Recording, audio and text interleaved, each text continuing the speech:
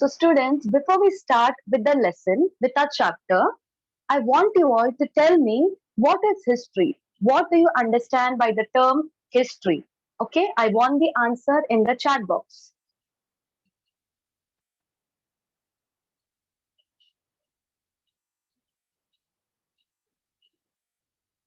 Yes, students, reply what is history? Okay, very good. One is saying past, a record of our past events. History is related to significant events, study of our past. History is the past. Okay, very good. So everyone knows what is history. Now, tell me, what information does it give us about the past? Wait, I'll unmute anyone. Yes, Isha, tell me, answer this question.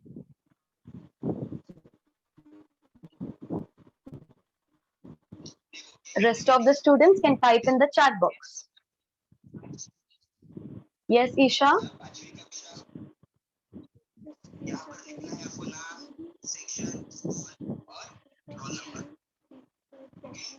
You're not audible.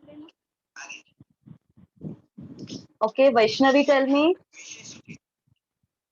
Yes, teacher. Yes, what information does history give about our past? What do we come to know? About the history gives us knowledge about the past of the four things, that is individual, society, place, and time. Yes, very good, very good. You know so much about history. Okay, very good. Very nice, students. So now our first lesson is sources of history. Now, sources is nothing but the things which we will use to study history, that is proof. Now, history is based on proofs. Okay, we cannot simply say that someone has said this, so this must have happened. No, history is something which needs proof, evidences, and those, the things which we will use to study history, are known as sources of history. And this is our first lesson of history. Now, in the previous class, you have studied about ancient Indian history. Okay, that is about the Harappan time, Harappan civilization, and the period before the 9th century. But today, now in this class, that is in the 7th standard, you are going to learn everything about the medieval period of Indian history. And the medieval period of Indian history, it is the period from the 9th century to the till the 18th century. Now, history, what history gives, as you all said, history gives us information about the past. It gives us detail about everything that happened in the past. Okay, we know about different things, all the things that happened, like, and how we get this information by reading books, by visiting places, okay, by studying about them. So today we are going to see what are the different sources of history. Now, sources of history are classified into three types. That is material source, written source, and oral sources. Now, material. What do you understand by the term material? Yes, who will tell me?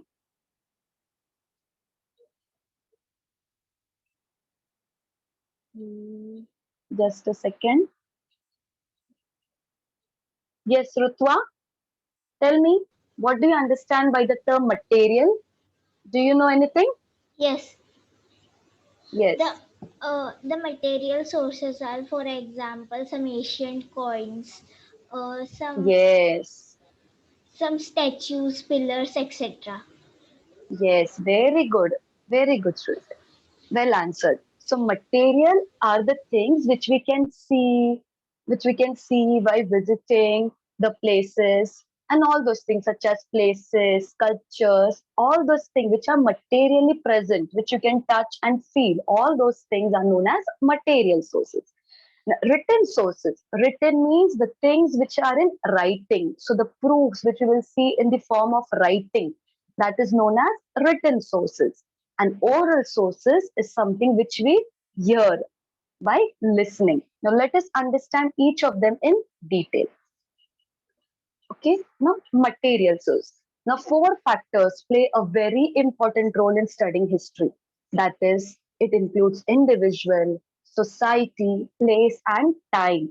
Okay, remember these four concepts. These four are very important factors in understanding and studying history, because only with the help of individuals we come to know how were the people at that point of time, how was the society, the place, and the time. So all these things, okay, remember the four important factors for studying history are individual, society, place, and time.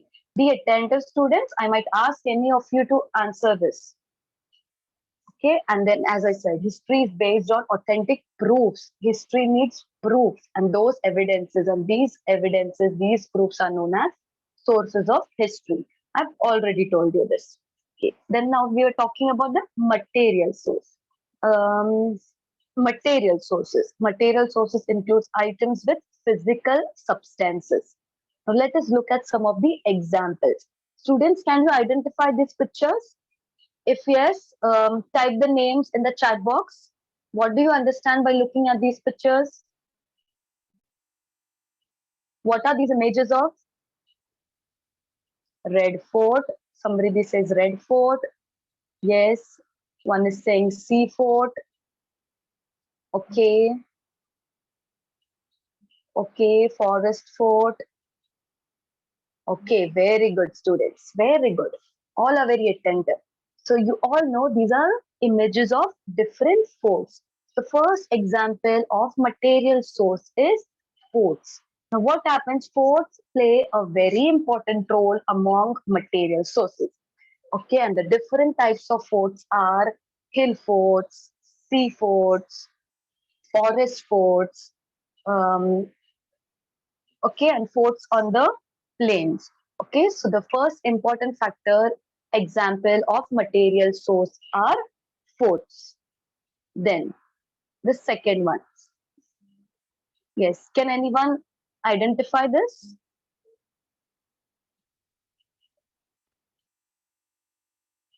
Yes, Samadhi. Sankriti says Samadhi. Okay, yes. These are Samadhis and graves, and these are monuments. So all these monuments, such as Samadhis, graves, even this, all these things gives us information about any leader at that point of time, the freedom struggler. Okay, all those things. So even Samadhi is an example. Samadhi, grave, these are example of material sources. Okay, then yes. Okay. Now this building.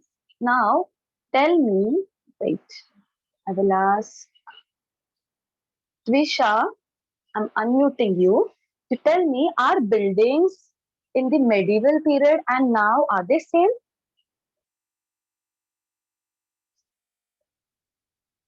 So, teacher, Yes. What is the difference?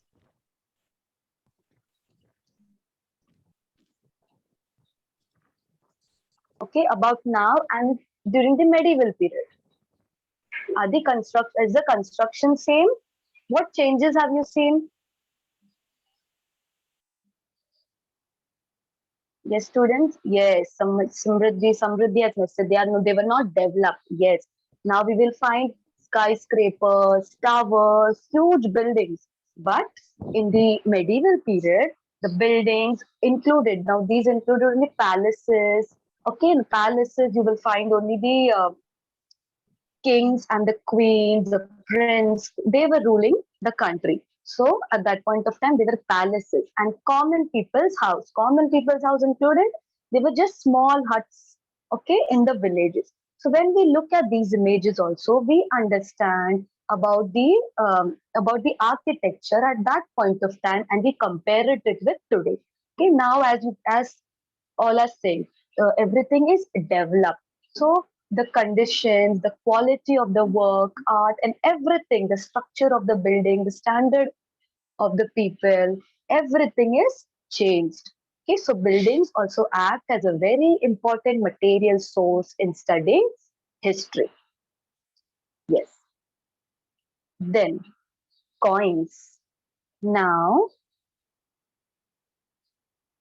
Sankriti Sanskriti, tell me, this coins and the coins which we use now, are they same? No, Yes, what is the difference? the difference is in the sculptures and writings on the coins. Yes, very good. The coins which we use now are known as rupees. Okay, and those are very of lightweight. But the coins used in the past, see, as you can see in the image, there are coins made of gold, silver, copper.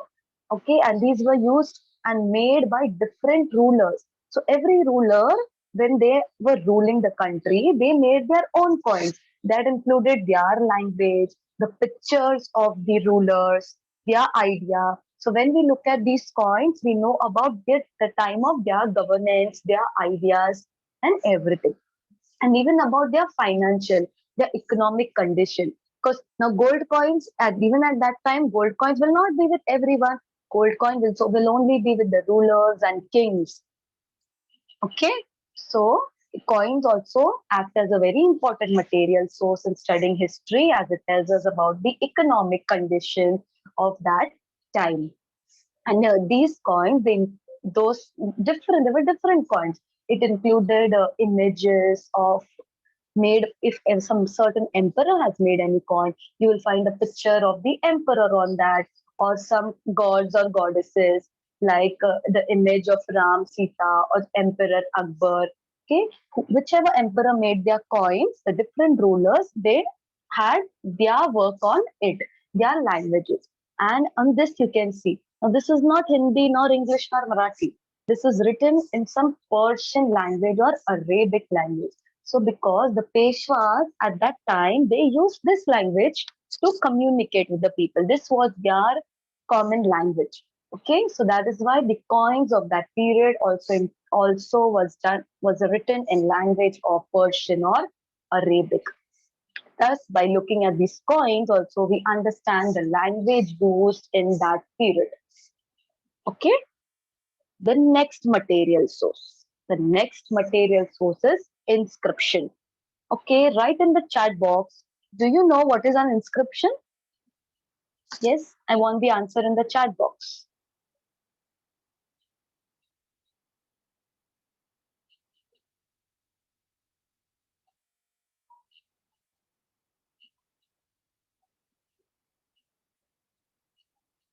Okay, so let me tell you.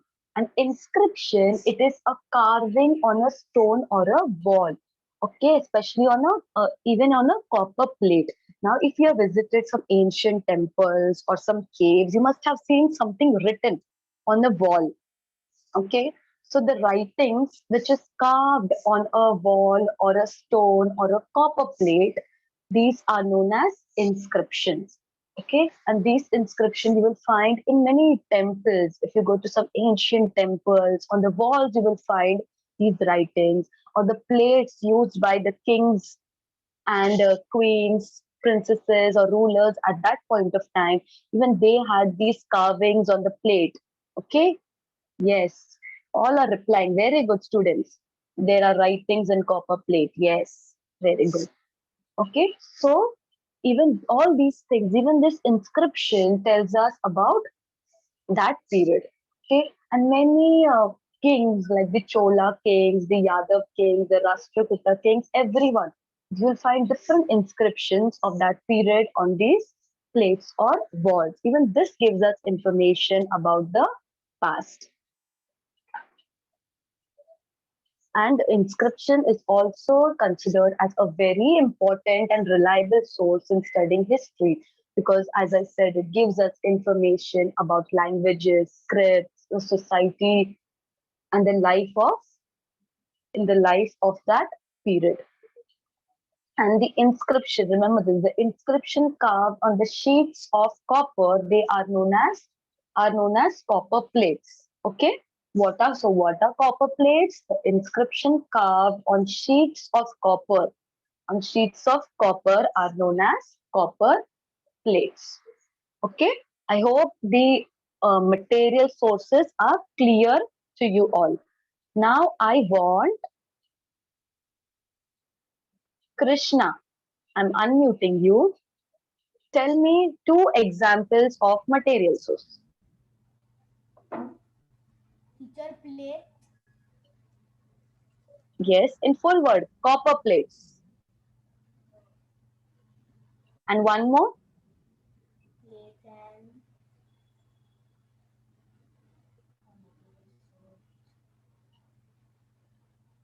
Yes, Samriddhi. Samriddhi, tell me examples of material source which we have learned till now. Teacher, forts, Yes, inscriptions, yes. and copper plates. Okay. Who Vedant wants to say. Okay, Vedant, tell me. Teacher, instrument, Inscription. village, But that is gold buildings. coin, gold coin, Yes, clothes, clothes, toys, graves. clothes, toys, and wells. Okay. Okay. So I hope the material sources are clear to everyone. Now let us move to the second source, that is written sources. Now written, just as the word says, it is in a written form. So the sources in the form of writings, okay, where we find writings of people are known as written sources. Let us look at some examples of written sources. Yes, scripts. Okay, now all these scripts. Now, when we want to learn about the significant historical events in the medieval period, we see sources like the writing styles of different scripts. Now, these are the images which you can see are examples of scripts like the Devangari script, the Arabic script, the Modi script. Okay, these scripts are not written in English and Marathi and Hindi. Okay, these are scripts written during the medieval period. Okay, so these scripts, what are examples of these scripts? Devangari, Arabic script, Persian script. Okay, these are the different languages. Now, when we look at these scripts, we get information about the variety of different scripts. Yes, Sanskriti, what? Okay, wait, I'll unmute you. Yes, say. Yes, teacher. Yes, Some want to give examples of scripts are like Arabian scripts, Devanagari yes, scripts, and some scripts are written on Bhujapatras in ancient times. yes. Okay, very good, students. All are very attentive. Very nice.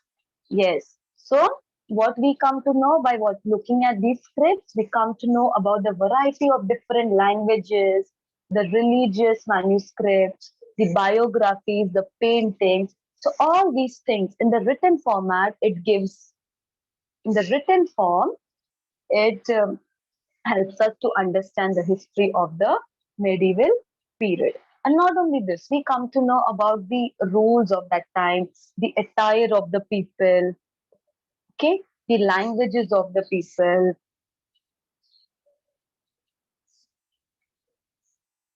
about their festivals, about people life, all these in written forms. Okay, when we read the books and all those things, in everything in written form are known as written sources of history, which are in writings. Now, other than this, what happened is during that period, that was during the medieval period, there were many travelers who came from other country to India. And what these travelers did is that they have written travelogues on their account of their travel.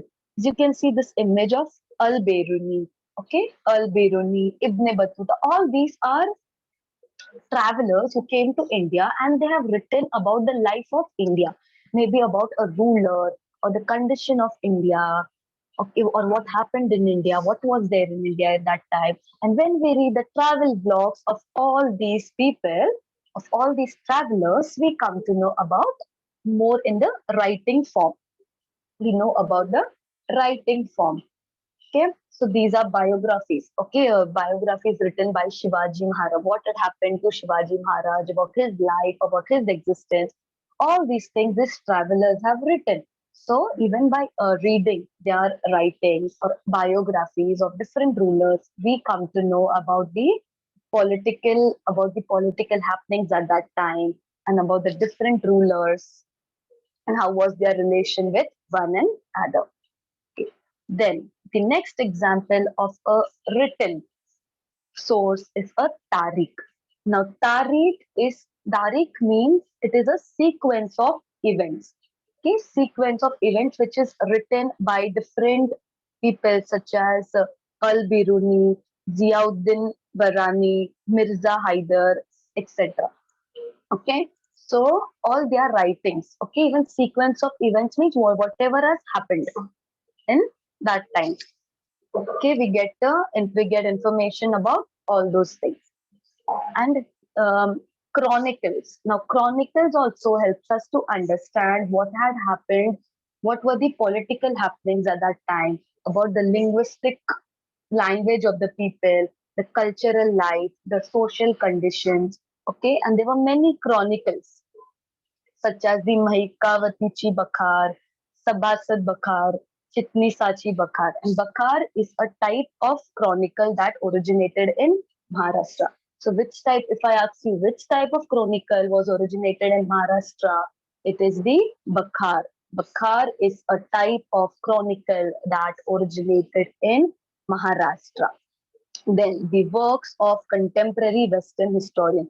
As I already said you, what happened? People, travelers from different countries, they came to travel from different countries, travel to India, and they have written travel logs. Okay, so even their work helps us to understand about the about India in the medieval period. Okay, I hope the written sources are also clear to you all. Now I want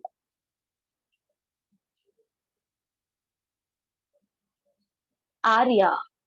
Arya, Yes, teacher. tell me examples of written sources which we have learned now. Teacher, uh, about written source, na? There Yes, are scripts like Devanagari, Arabian, and Modi. yes. And what do we come to know when we see this written scripts? What, teacher? We understand. What do we come to know when we see this written scripts? We understand the language of the people, Yes, languages. languages about their culture, festival, and all those things. Yes. Now let us move to the third type, that is the oral sources. Now, oral means something which we have heard. Now, oral means something like stories.